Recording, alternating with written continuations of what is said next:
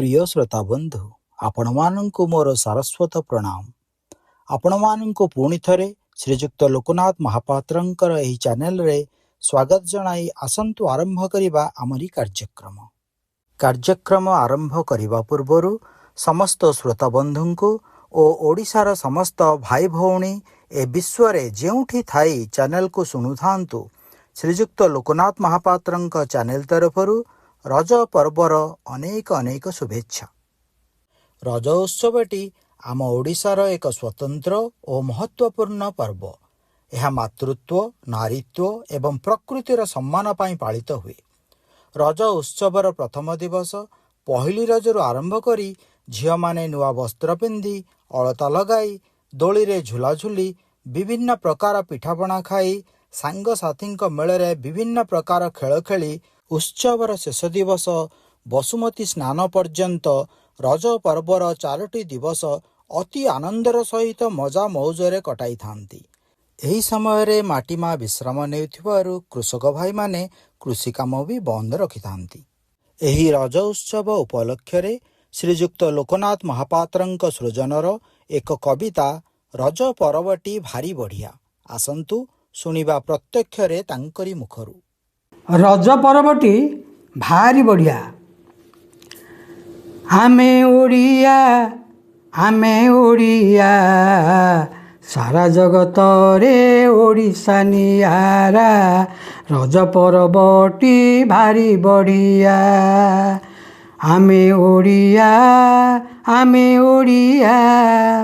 सारा जगत रे ओडिशा नियारा रज पर्वटी भारी बढ़िया।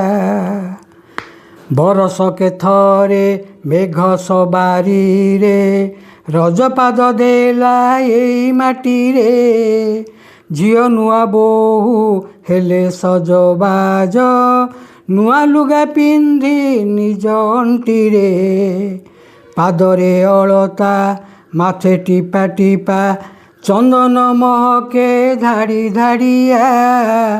आमे ओडिया सारा जगत रे ओडिशा नियारा रज पर्वटी भारी बढ़िया।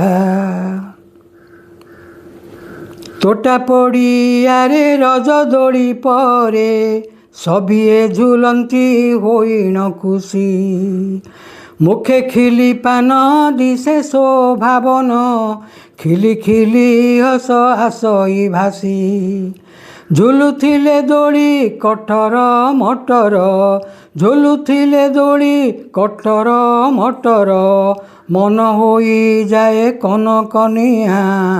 आमे ओडिया सारा जगत रे ओडिशा नियारा रज पर्वटी भारी बढ़िया। आमे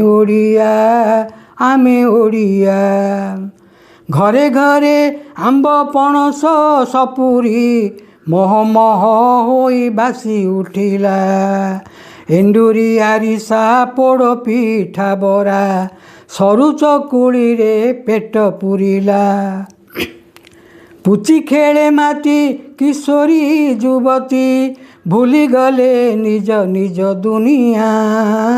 आमे ओडिया सारा जगत रे ओडिशा नियारा रज पर्वटी भारी बढ़िया। केउठारे तास बसा पाली खास आबाल वृद्धंकु बांधी रखिला बागुड़ी खेल रे गाँर युवक मातिलेणी होइण मतुआला रज 3 दिन रज दोली गीत कुआरी मन को कला बाइया कुआरी मन को कला बाइया। आमे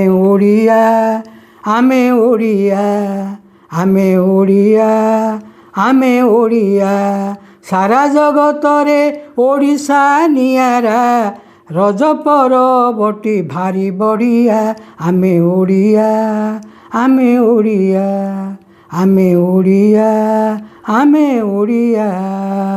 धन्यवाद। ପୁଣି ଥରେ ସମସ୍ତ ଶ୍ରୋତା ବନ୍ଧୁଙ୍କୁ ରଜ ପର୍ବର ଅନେକ ଅନେକ ଶୁଭେଚ୍ଛା। ଚ୍ୟାନେଲଟି ସବସ୍କ୍ରାଇବ୍ କରିବା ସହ ଲାଇକ୍ ଓ ସେୟାର କରିବାକୁ ଭୁଲିବେ ନାହିଁ। ଆଜି ଏତିକି। ପୁଣି ଶ୍ରୀଯୁକ୍ତ ଲୋକନାଥ ମହାପାତ୍ରଙ୍କର ଆଉ ଏକ ସୃଜନ ନେଇ ଆସିବାର ପ୍ରତିଶ୍ରୁତିରେ ରହୁଛି। ନମସ୍କାର।